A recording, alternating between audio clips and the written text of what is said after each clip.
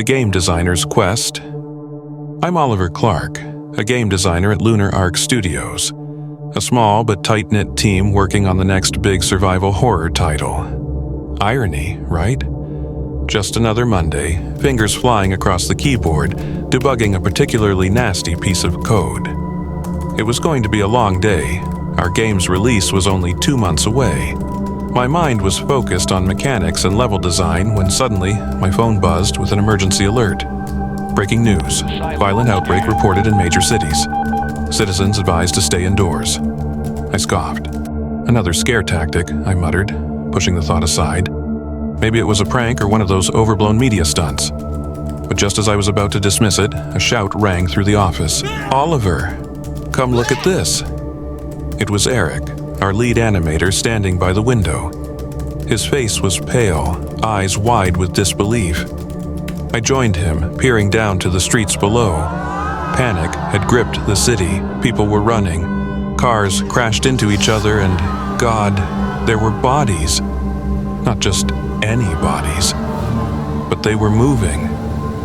Are those? Eric's voice trailed off. I couldn't believe it.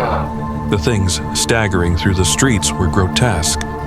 Their skin hung off in patches, veins visible through the thin, decaying flesh. Eyes sunken, glowing with a sickly yellow hue. Their mouths were smeared with blood, chunks of skin and muscle clinging to their jagged teeth. They weren't people anymore. They were zombies. "Lock the doors!" I shouted, my voice breaking the stunned silence. We had to act fast. The office was on the 4th floor of a building tucked in the middle of downtown, surrounded by other mid-rises. If this thing was spreading as fast as it seemed, we didn't have much time. I grabbed a desk and pushed it against the main door. Eric and Jake, one of our junior devs, helped. Others in the office were paralyzed with fear.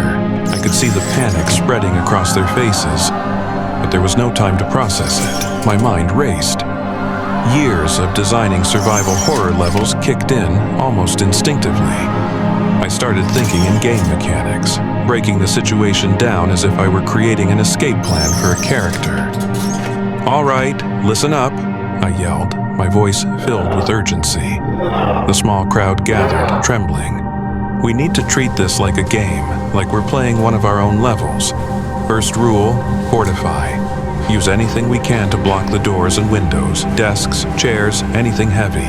Eric and Jake immediately started dragging more furniture, but I could see the terror in their movements. I couldn't afford to let fear cloud my judgment. Not now. I pulled up the building's floor plan on my phone. If we were going to escape, we had to be strategic about it. "Second," I continued, "we need to map out the safest way down. The stairwell might be overrun already, so we need a backup plan. Think of this like navigating a maze. No dead ends."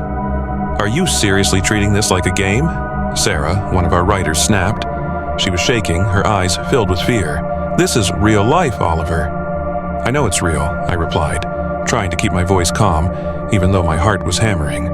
"But we're good at this. We've designed 100 levels like this. We've survived worse scenarios in virtual worlds. We need to use that to our advantage." Sarah looked like she wanted to argue but stayed silent. She knew I wasn't wrong. We spent the next hour barricading the doors and windows. I made sure the team stayed away from the glass just in case one of those things caught sight of us. Outside, the city was falling apart. The groans of the undead were growing louder, and I could see them shuffling closer, drawn by the sounds of chaos. "Oliver," Jake whispered. He was staring out the narrow window near the back of the office. "There's one, coming this way." I moved to his side and peeked through the crack. Sure enough, one of the zombies had broken from the herd and was limping toward the building. Its flesh was barely hanging on, exposing raw muscle and bone. Its jaw was slack, dripping blood and saliva. Its clothes were shredded, and the way it moved, jerky, uncoordinated, made it look like a marionette controlled by some unseen force. We watched in horror as it stumbled toward the entrance. Suddenly, it lunged at the glass door, slamming its decaying body against it. The sound echoed through the office. Everyone froze. The door held for now, but the thing kept pounding. With every hit, its flesh tore, leaving bloody smears across the glass. Its teeth gnashed at the air, desperate to sink into anything living. "We can't stay here," I whispered, more to myself than anyone else. I had to think fast. I opened the floor plan again. There was an old maintenance hatch on the roof, a possible escape route. If we could make it to the rooftop, we might have a chance to signal for help. "New plan," I said, turning to the others. "We head to the roof.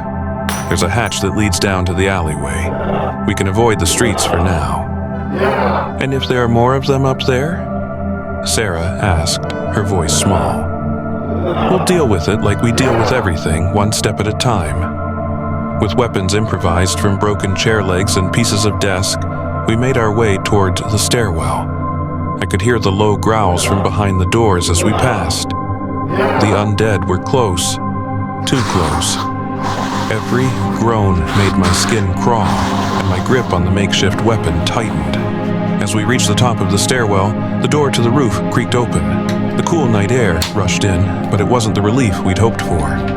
One of them was already there. Its head snapped toward us, eyes glazed over with that sickly yellow glow.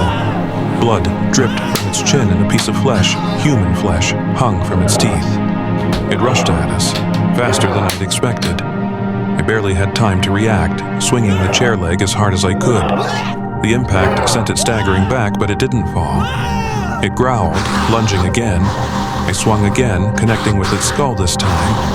A sickening crack echoed in the night air as it crumpled to the ground, finally still. My heart was racing, my breath coming in short, sharp bursts. But there was no time to rest. We had to keep moving. As we crossed the roof, I glanced back at my team, at my friends. This wasn't a game. This was life or death. And if we were going to survive, we had to outsmart the very things I'd spent my career designing. We reached the hatch. Our next move, survive the next level.